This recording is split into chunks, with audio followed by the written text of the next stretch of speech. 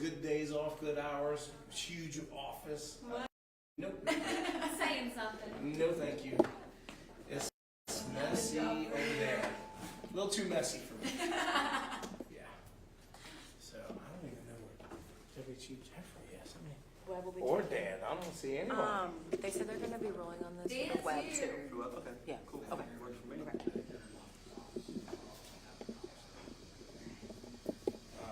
sure that they do that? Yeah, let me know if there's anything else I can do. Or... Nope, just rolling in-house, and then they're rolling on it live for web. Beautiful. Yep.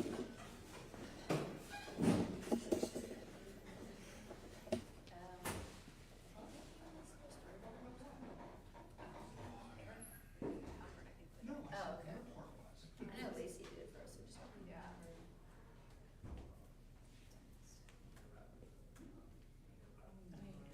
Yeah. Over the other side of the house.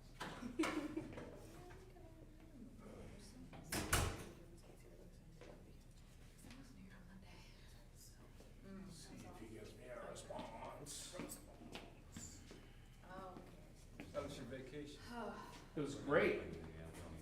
Didn't want to come back. The only thing was wild though, it was actually warmer here than it was in Myrtle Beach. Like, it was like 78 every day, but you know what, it didn't rain. It was perfect. It was warm enough for me. Yeah. The only time I've ever been to Myrtle Beach, I remember it was so hot. Like, we could not put our feet on the sand. Like, I remember I was like running. I was like, oh my God. It was just so bad. No, it was South perfect. Carolina. Yeah. It was good. That's good. It was peaceful. As it should be. Yeah. I need a vacay. Any vacation without kids is a good time. So, like, we always joke because we're like the Brady bunch. Between the two of us, we got 7 kids. So Oh, wow. my kids are 21, 20, and 18, and then her kids are 7, 17, and wait. Hold on. I said it too fast. 18, 17, and 17-year-old twins. I have good for you. I have That two was sisters. My hormones. dad always calls me the wrong name. I'm like, Yeah. I'm the first. Yeah. And you Yeah. still Yeah, call me so- the wrong I name. have 2 brothers and my mom calls me the wrong name. I'm like, I'm not a Really? girl. Where's you call the dog's name? Yeah. Yeah. You're like 7 I'm kids. just my favorite child. Like, there's no Yeah. if I and just buts about that. always have to think it through. Like, okay, 1, 2, 3, 4. Yeah. It's never long enough though. No. You're on for like what, a week? Yeah. Hey. Yeah, because I ended up coming back to work I should just on let them Saturday. do this for me all the time. Yeah. I serve no purpose here. I So, like your shoes. Those are cool. Yeah, me too. Boxer's on his way, right? Yeah. Okay, You so just said it's gonna be a few minutes. we'll just have Monica go and then have Boxer go, kind of like we Perfect. did yesterday. Yeah, We had him perfect. go one at a time, Yeah. and then they don't have to put mics on multiple people. I love it. That's We got a mic set I love up. it. Oh, there you go. Perfect. Perfect. Are we like, how? Yeah, if you guys could just filter in behind us and that way they're looking if you have questions. So if you don't mind. I'll just go right here. That's fine. Well, I mean, Uh-oh. Yes, sir. Secure enough, yes, sir. oh, you're fine, you're fine. Sorry. Oh, Dan, you sick of us yet? Yeah. Hey, keep me employed. That's true.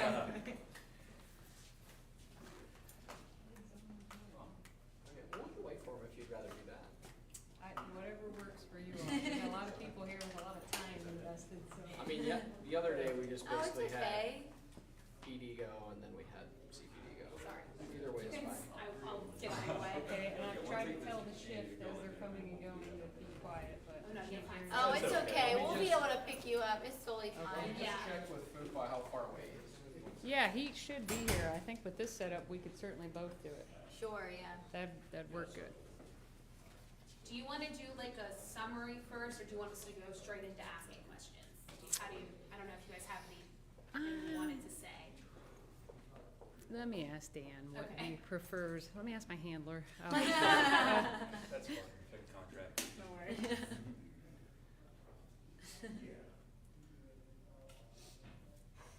Yeah, we can certainly give a summary of why we're here. Yeah. I think just go. And then, just go, and then anything related to CPD, you can just say, Fokker. Okay, is he on the phone with them? Because, No, he's on the phone with somebody else. cause he said 10 minutes ago he was on his way from headquarters, so. Okay. I It's think- okay if we, I mean. Do you guys have time to wait just a few minutes for Assistant Chief Auditor to get here, so you don't Yeah, have to do that's 2 fine. interviews? Yeah, All right. that's fine. Sure. Are you guys okay? Yeah. I was like, might as well just. Yeah, that's fine. Well, I don't. He's like, I don't I'm have taking four, my that's camera fine and with me. You can go hang out with But we have Bob 10. until you go. That's not my problem. Oh, you guys don't have a 4. No, but we have 10. Yeah. Okay. Which is wretched sometimes. Thank you guys for waiting, because I think there'll be Yeah, some no, things to it's add to fine. each Yeah, thing. yeah, Oh, of course. It's fine. No, we're good. Yeah, don't worry. It's always challenging when it happens right on the edge. Yeah. Someone gets CPD and stuff, it's like, shoot. Yeah. Yeah, Is there another media person? you just shoot and text them, I'm all waiting for them. Oh, Are you guys from the Lantern? Yeah. Oh, okay. Fun.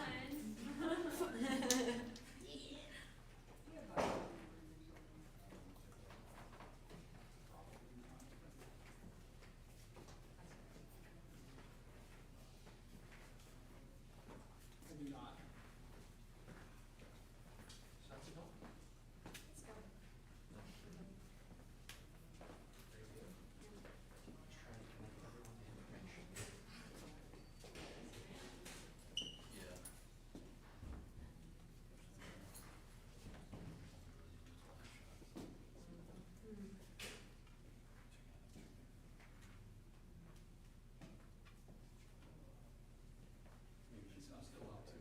Yeah. Yeah. No, sure. We just did. She'll just text me. I don't want him to feel rushed either, I just, sometimes it's easier to do it one at a time, so that's why I thought, but we'll just get straight. Yeah, this fancy setup. Who brought the stand? Yeah, who did Channel that? 4. Nice.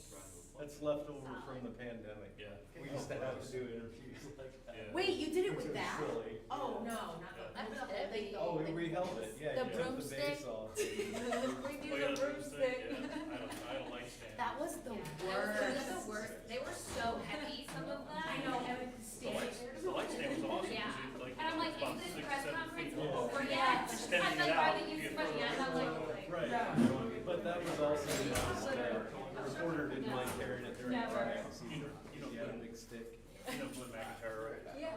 Glenn was my reporter during the pandemic, so he held this light stand. I have a picture of somewhere, where it's like, he's like holding like this, like a fishing pole, ladies talking to him. Hilarious. He's kind of, he's a small guy. Well, you don't You need guys that got a set up or meeting? anything. I tried to get the text to you a few times, but. No, you're good, you can might as well just stay, but we're already up. They always have. I was like, I just want to be sure that's Just not like. short, you do, I yeah. know. Yeah.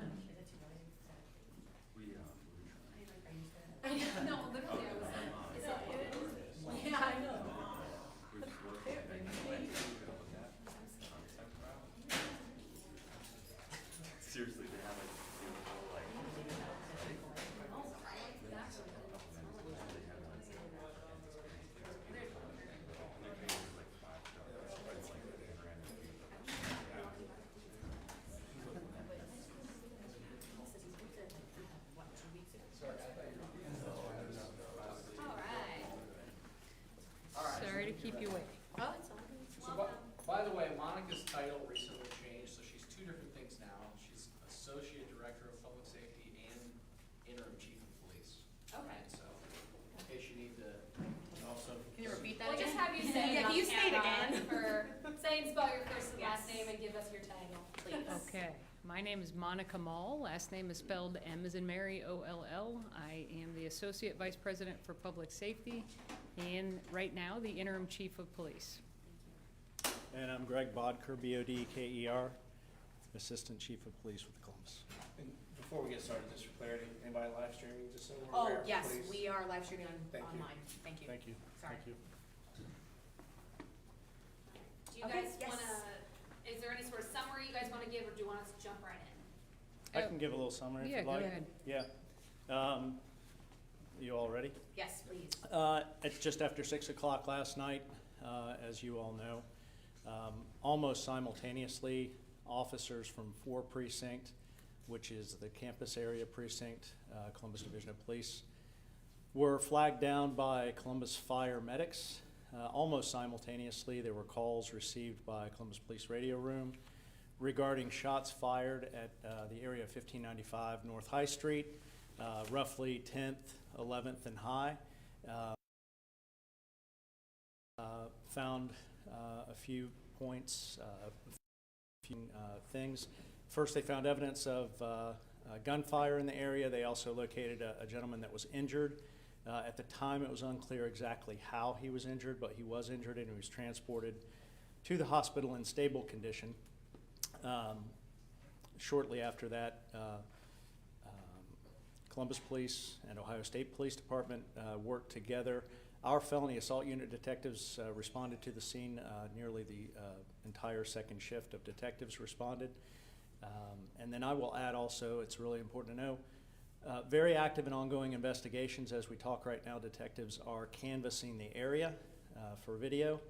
I will add anyone that has information related to this case or tips about this case should call one of 2 phone numbers. The first one is one that I normally give out, 461-TIPS, which is Central Ohio Crime Stoppers, or our felony assault unit, 614-645-4141. Detective Aaron Shotwell is the lead detective in this case, and he can help people that may have video evidence of this incident last night provide that to us. I will also add that anyone that was involved in this incident last night, you should know that I'm confident we will identify you, and so it's in your best interest to stop down by Columbus Police Headquarters unarmed and let the front desk officers know that you have information about this incident.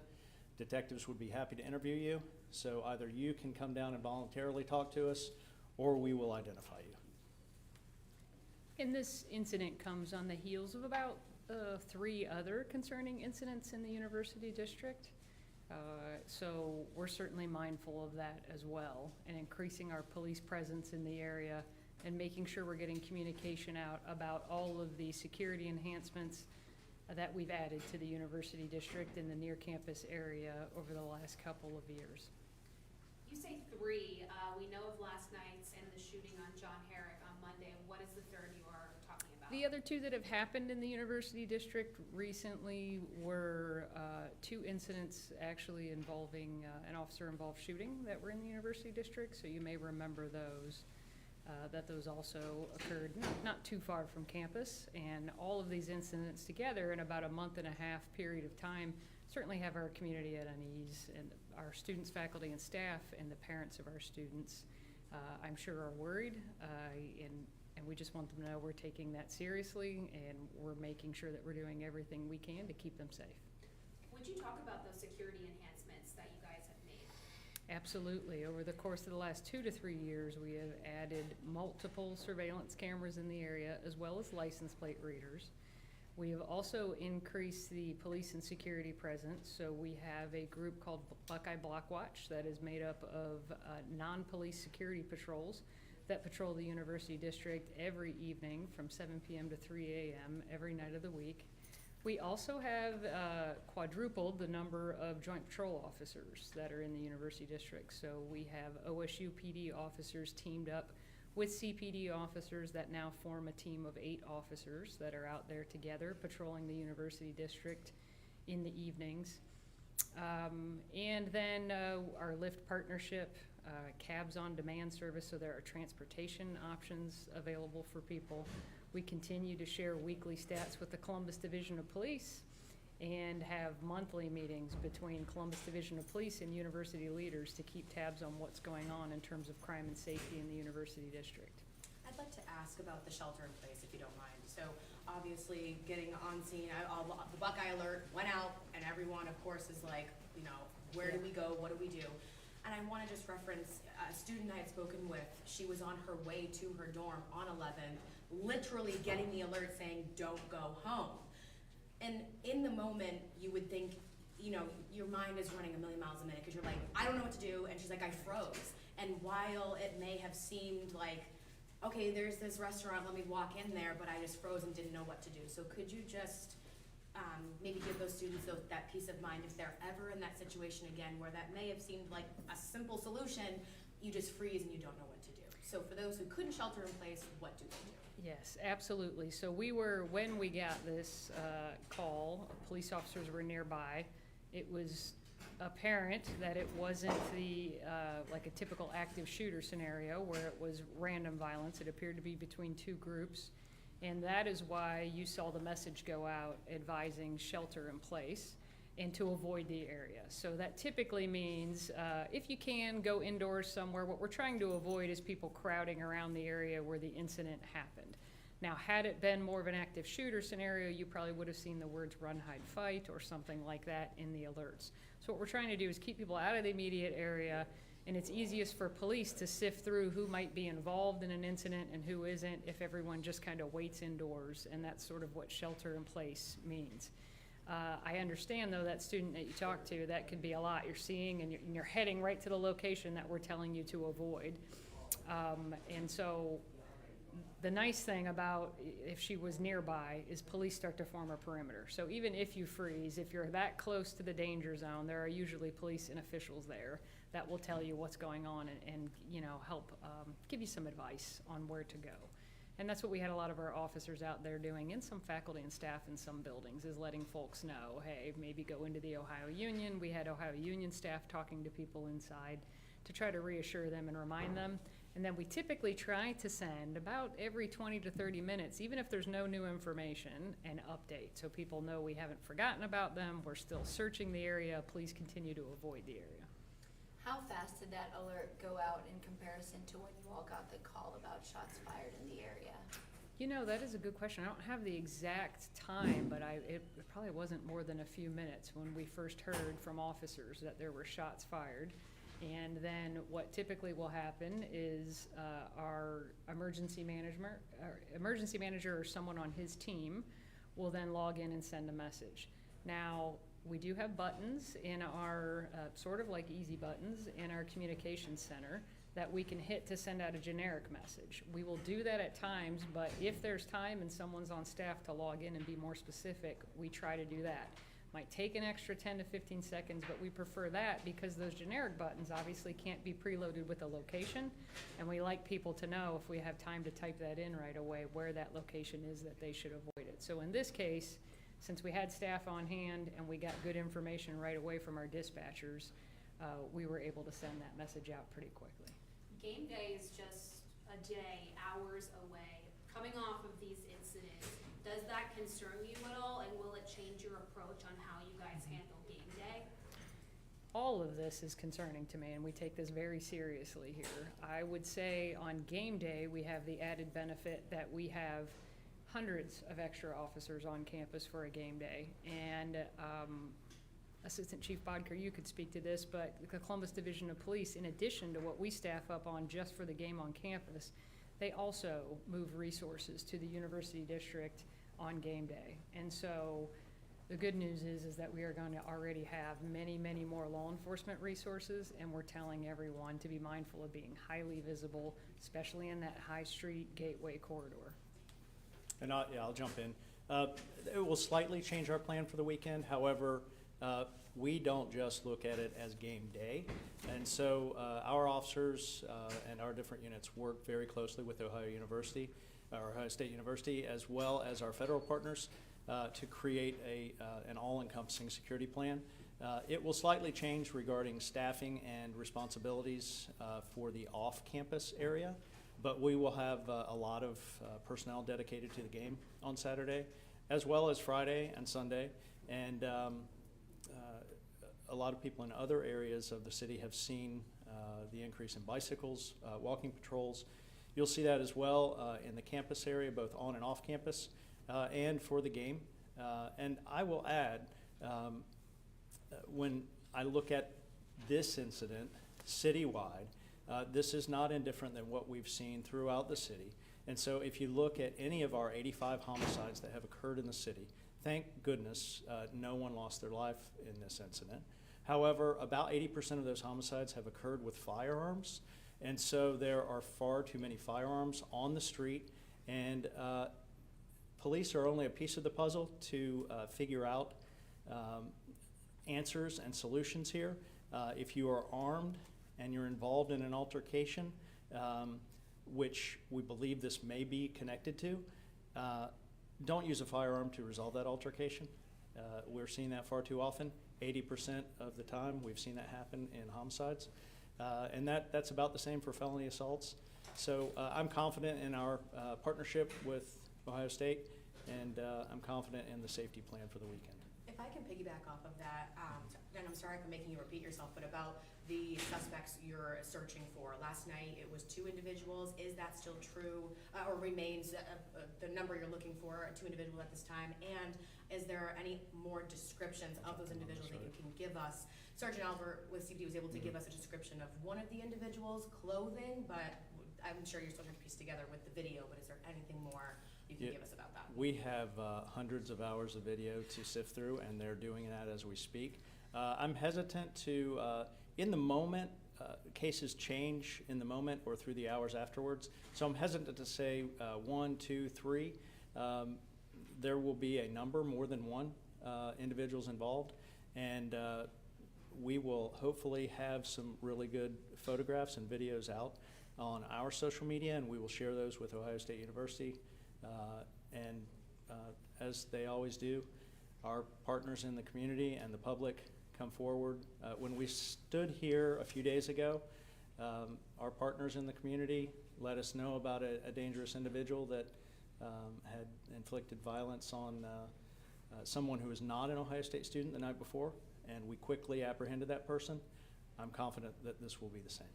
Any idea if those involved are affiliated with the university in any way? I don't have any information that they are. And I don't either. We are certainly concerned with this specific investigation and this incident, but I'm also concerned about the broader trends. So whether it's mental health and addiction issues, or the prevalence of guns, or youth violence, these are things that we need to partner with other community and city resources as well. That we as police officers are certainly going to be there to protect people, and we're going to investigate these incidents and catch up with the perpetrators. But we also want to make sure we're working towards solving some of the root causes of these incidents. I know President Carter has reached out to the mayor's office today to talk more about that. Talk about the partnership that we already have with the added police and security presence in keeping people safe right here and right now, immediately, but then also connecting on some of those longer-term goals to address those 3 causes of what we've seen over the last couple of months. You said you thought it was 2 groups of people. Is there any more information you can share about that? I don't, other than it just looked like an altercation between 2 different groups of young people. It's hard to tell without having identified them immediately, just by reviewing video, how they might have known each other or what led to this. But it did not appear at this point. It's early in the investigation, and CPD's handling it, so they would have more information than me, but initially didn't appear to be random. What would you say to students who are walking around today feeling a little freaked out, walking past that zone to get to class? What is your message to them? My message to those students is I understand why there's anxiety. We are very concerned about it too, as concerned as they and their parents are, and our faculty and staff, and we're going to be doing everything we can to make sure that we're redoubling all of our efforts to keep them safe. Are you able to clarify what, if any, situation was going on at the Drinko Law Building We had a reporter on the scene who remembered seeing about 10 police officers with firearms outside. Was there anything happening that you could clarify on? The reason that there were people there, police officers along that corridor, is again, they were looking for these two suspects. And there was some indication that they may have walked into Dranko and then walked back out and left and got a ride somewhere. And so they were in there to be extra cautious and make sure they were searching that building to make sure that there was no one that could be a danger that was inside. Anything else you guys would like to add? Any update on the injured person? Glad you mentioned that, because I should have added that. Although we don't believe or have any evidence at this point that anyone was shot, there was someone that had some debris from the shooting that hit them and maybe gave them a wound on the face or a scratch on the face, and that was confirmed to be a graduate student. And so when things like that happen, or there is a student that is somehow impacted, sometimes in ways like this, where something came off a building and hit them, or it could just be that they're witnessing something traumatic. We try to get those names, and student advocacy in the Office of Student Life reaches out to those students and tries to offer support. And so we made sure that we got that individual's name last night and started all of that outreach and support effort. There wasn't anyone else, I believe. I thought I saw that the Lantern reported that a medic was hit. That wasn't the case. I think it was a medic vehicle that was driving by that took a round. It wasn't a person that was hit with a bullet. There's a CPD media report that we got this morning that says there were 3 victims. It says one was struck by a bullet fragment, the other 2 were not injured, but were in a vehicle that was shot by a stray bullet. So can you clarify that a little bit? I don't have that I information. can't add any more than what's in the media release. All set? All set? We good? Okay. Thank you all. Thank you very much. Thank for your you. time. Appreciate it. So I can explain to you off camera the reason behind it. So victims are classified in a situation like this, with a discharge, in a parking setting or a vehicle struck, even though themselves, like their body was not struck, they're still considered a victim of a discharge